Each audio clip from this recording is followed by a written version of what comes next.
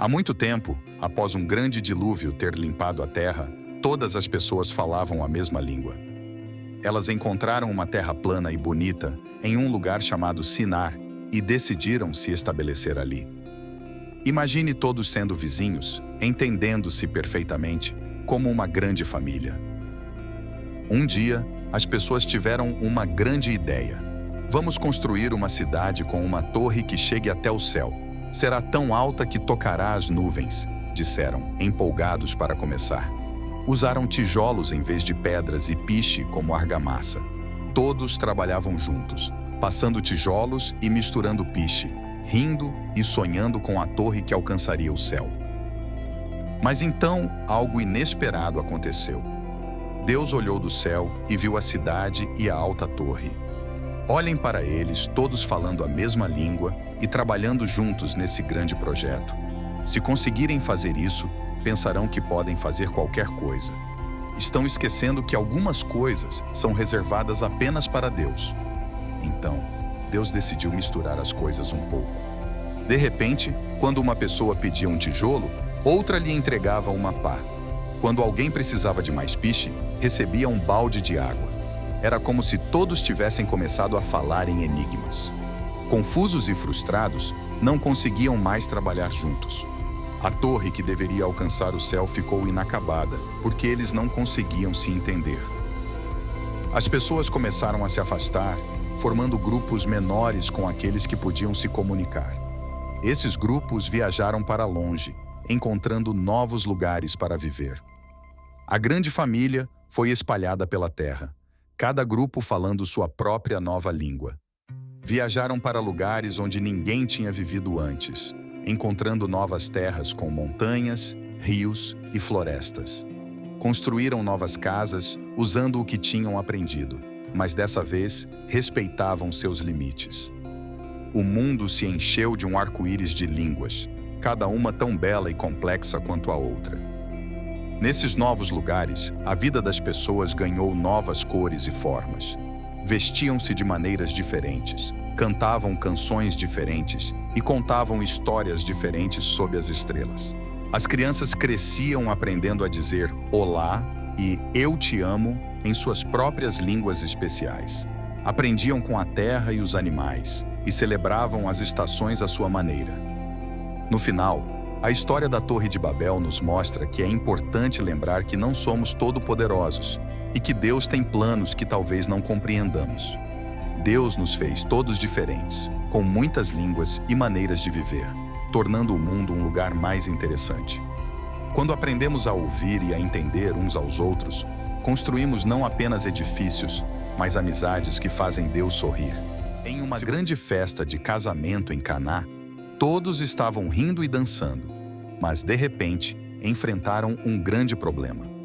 O vinho acabou e a festa estava prestes a perder o encanto. No entanto, Jesus estava presente e fez algo que ninguém esperava. Ele pegou jarros cheios de água e, com um simples gesto, transformou a água no vinho mais delicioso que os convidados já tinham provado. A festa se animou novamente e todos ficaram boquiabertos, perguntando-se como a água havia se transformado em vinho. Outro dia, uma enorme multidão de 5.000 pessoas se reuniu ao redor de Jesus, ouvindo cada palavra que ele dizia. Quando o sol começou a se pôr, todos perceberam que estavam com muita fome, mas tudo o que tinham eram 5 pães e 2 peixinhos. Parecia impossível alimentar tantos com tão pouco, mas Jesus pegou os pães e peixes, olhou para o céu e deu graças. De repente, a comida começou a se multiplicar. Todos comeram até ficarem satisfeitos e ainda sobraram cestos de restos. Era como se os pães e peixes nunca tivessem fim. Uma vez, enquanto Jesus e seus amigos navegavam pelo mar da Galileia, uma tempestade terrível surgiu. O vento uivava e as ondas batiam contra o barco, fazendo todos pensarem que iam afundar. Mas Jesus estava calmo em meio ao caos. Ele se levantou, estendeu a mão e disse: "Paz, acalma-te." Instantaneamente, a tempestade parou e o mar ficou calmo como vidro. Seus amigos ficaram maravilhados, sussurrando entre si: Quem é este que até o vento e as ondas lhe obedecem? Depois disso, em uma noite diferente, os amigos de Jesus estavam novamente em um barco, lutando contra as ondas. De repente, viram uma figura caminhando sobre a água em direção a eles. Era Jesus, andando como se o mar tempestuoso fosse um caminho seco. Seus amigos ficaram assustados no início, pensando que era um fantasma. Mas Jesus chamou por eles, dizendo para não terem medo. Andando sobre a água, ele mostrou que não havia nada a temer quando ele estava presente. Em Jerusalém, havia um homem que era cego de nascença. As pessoas pensavam que ele nunca veria a beleza do mundo, as cores do mercado ou os rostos de sua família. Mas Jesus tinha outros planos. Ele fez um pouco de lama com sua saliva, colocou nos olhos do homem e lhe disse para se lavar no tanque de Siloé. Quando o homem lavou o rosto e abriu os olhos, viu tudo pela primeira vez. O céu azul, as ruas movimentadas e os rostos sorridentes ao seu redor. Sua alegria foi imensa, e todos que o viram ficaram maravilhados. Esses milagres mostraram a todos que Jesus era mais do que apenas um humano, revelando seu poder divino. Mas esses não foram os únicos milagres de Jesus Cristo. Em uma vila perto de Gaza, Jesus encontrou pessoas atormentadas por espíritos que lhes causavam grande dor e confusão. Com uma palavra de comando, Jesus libertou essas pessoas de seu sofrimento. Os espíritos imploraram para não serem enviados ao vazio. Então Jesus permitiu que fossem para um rebanho de porcos próximo. No momento em que os espíritos entraram nos porcos, os animais correram descontroladamente e se lançaram em um lago, desaparecendo de vista.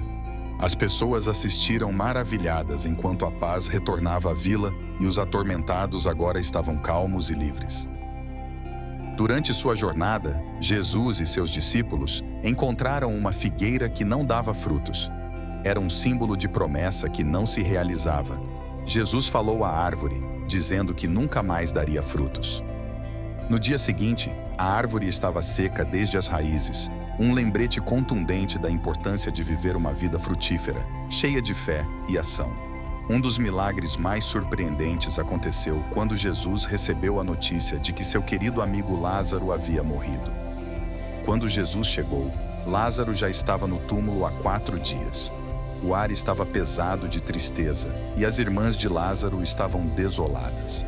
Mas Jesus, com um profundo amor no coração, pediu que rolassem a pedra da entrada do túmulo. Então, com uma voz que ecoava com poder e compaixão, ele chamou: Lázaro, vem para fora. E para a surpresa de todos, Lázaro saiu do túmulo vivo e saudável, envolto em suas vestes funerárias. Este milagre mostrou a todos que nem mesmo a morte podia limitar o poder de Jesus. Outra vez, Jesus levou 3 de seus amigos mais próximos a uma alta montanha.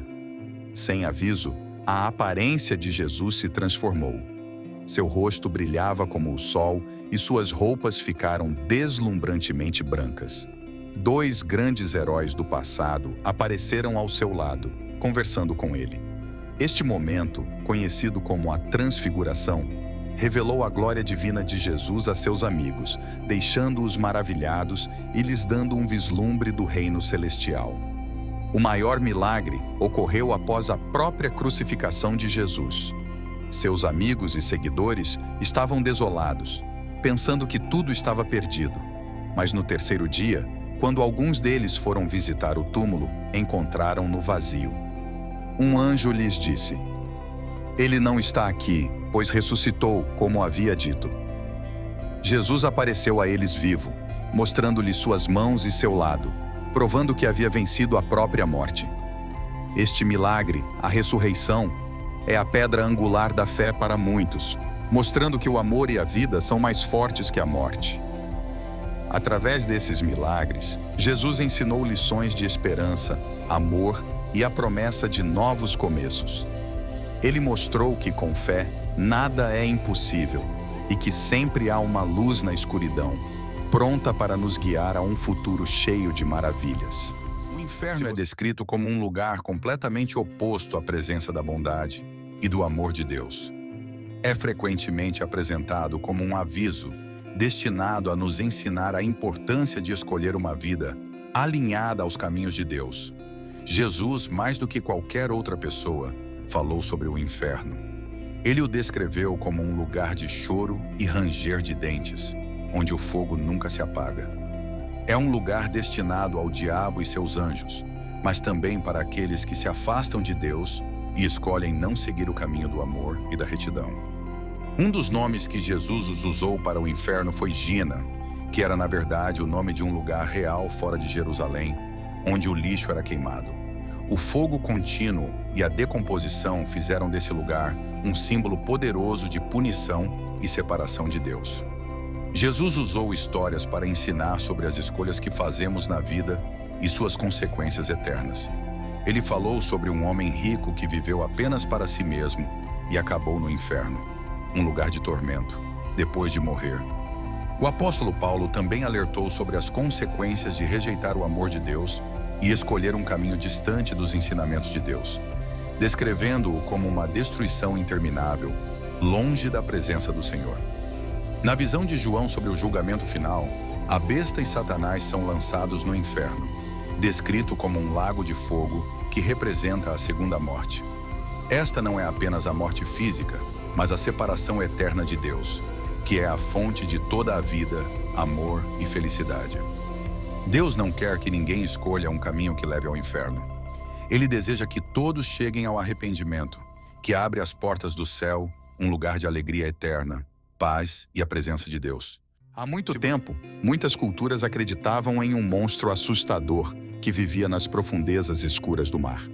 Essas histórias sobre dragões no mar eram usadas para representar o caos e a destruição.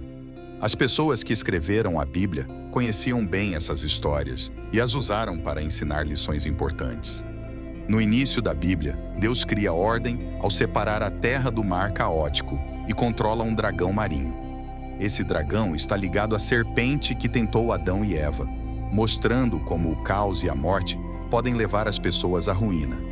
As pessoas que escreveram a Bíblia também usaram dragões para descrever governantes violentos e malignos, como o faraó que escravizou os israelitas, e até mesmo Golias, que é descrito como um dragão devido ao seu tamanho gigante e armadura assustadora.